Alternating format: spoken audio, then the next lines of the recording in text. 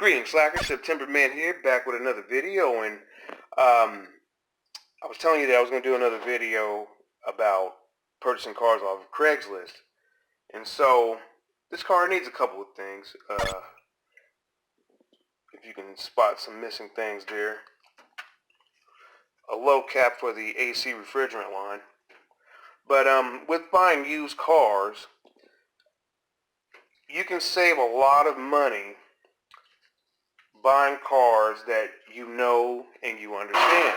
Now, I don't really know and understand a whole lot about Hondas. However, I've been dealing with one for the past year. It's my first ownership of one. And, you know, so far so good. The cost of maintenance and ownership is very affordable, okay? You're not going to break the bank here. And the reason why I'm doing this video is because where I work, we have a profit share plan, okay? And when I went on the road, I noticed that some of the other plants that I was training at, the parking lot was full of newer cars.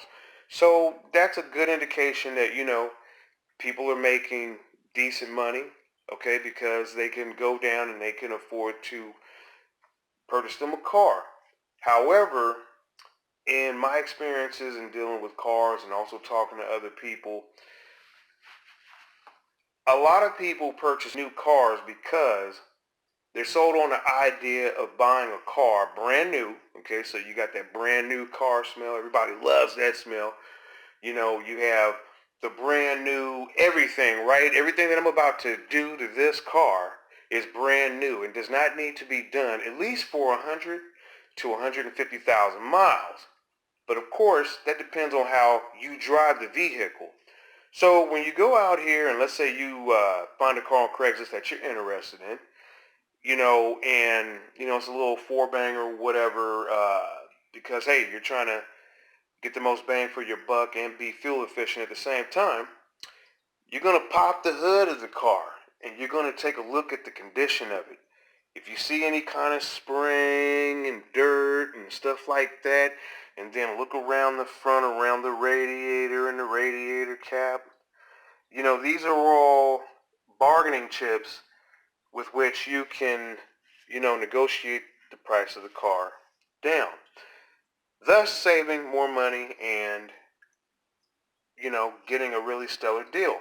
Now, if you have the time to work on cars, this is where this is going to come in, because I understand that a lot of people don't have that kind of time. But a lot of people go out here, they get themselves in debt. I got to watch that pen. And yes, I understand we all live our lives. We have choices and different things to make. But hey, if you can grab a good used car, even though it may have higher mileage, but you understand how to work on it and save yourself some money, you're going to save the most amount of money. And there's a lot of YouTube channels that I have watched. I'll throw out a couple names here. You know, everybody from Chris Fix to Scotty Kilmer, Old School Funk, Scanner Danner, Eric the Car Guy, Ratchets and Wrenches, and a ton of others. Because, I mean, when it comes to working on your car, you need some help, okay? Some of these cars are designed in a way where you have to take them to the dealership, but other cars are not designed that way. You can whip them up in your garage or your carport and you can work on them. You can, you know, put the time into servicing them and maintaining them and save yourself a ton of money. Because a lot of people who are buying new cars out here are buying them for that, you know, warranty and the assurance of if anything happens to it, well, I can take it back to the dealership. And, you know, nothing wrong with that. But you can save yourself a bundle of money because cars depreciate. And why go into debt for something brand new? And, hey, pick it up off of somebody else. It's got, you know, maybe 100,000 miles. That's kind of low depending on what its age is. Could be high depending on how it was driven. A lot of cars out here have been highway driven, and there is a difference between city and highway. Highways are typically smoother. It's going to be less wear and tear on your ball joints, you know, your coils and bushings and all that stuff. But if it's a lot of city driving, a lot of stop and go, I mean, if you live in a city like Los Angeles, they have a lot of potholes, and so the cost of maintenance on a car, is rather high when you have conditions such as those. But anyways, going back to, you know, getting you a car that's like a project car that you can learn off of. You got an extra 500 or an extra 1,600 bucks laying around. Look on Craigslist. There's people, getting rid of good cars, and sometimes they're discounting them big time because, hey, they have a problem that they don't want to take it to a mechanic and spend 1,300 or 1,400 or $2,000 to fix it, because some of these repairs, when you take it into the shop, the mechanic has his rate, and then he also has the markup of the part that he's going to put in and all that stuff. Hey, for about, like I said, 15 to 200 of $2,000, you can get a good used car, make it your project car. Learn how to identify the things you see under the hood.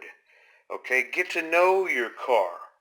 And if you decide to buy another car later on, hey, that's great, because when you look under the hood, you're not going to be lost about what's what and where goes where and this and that, because I'm actually surprised. There's men out here and they openly admit, oh, I don't know about cars. I just kind of, I take it into the mechanic and I let them fix it. Well, when you do that, that's how you get ripped off. So the series of videos that I'm going to create after this, which is breaking this down and breaking it apart so we can do basically a full tune-up on this baby, I'm going to identify and show you things about this particular Honda Civic. And like I said, you go on Craigslist, there's deals out there.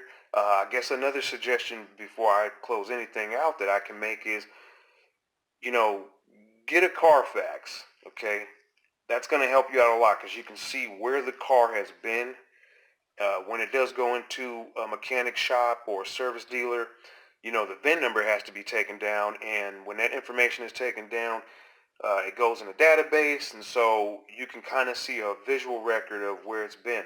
Also, you can see how many owners the car has had.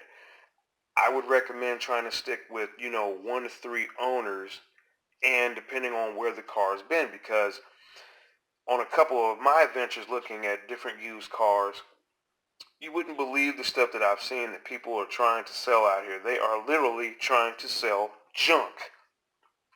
You look under the hood and everything is all rusted out and stuff, and look at where the car has been.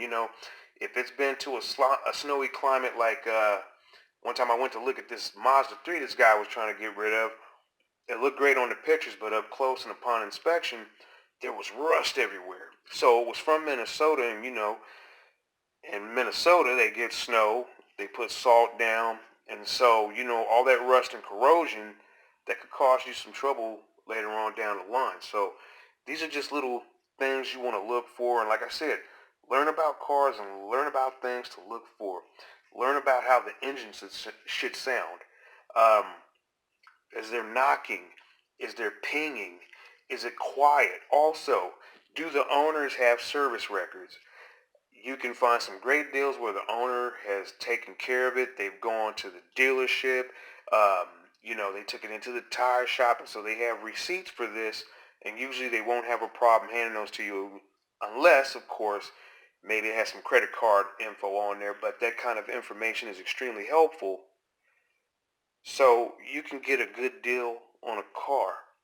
And again, I stress, get you a project car, learn about cars, and play around with them in your spare time and get to know them.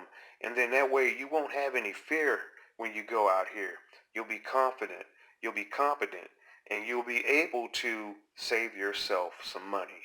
So that's my message. Let me know what you think. Share your comments down in the comment section below. And as always, that's going to do it for this video. Many more to come. I'll catch you in the next one.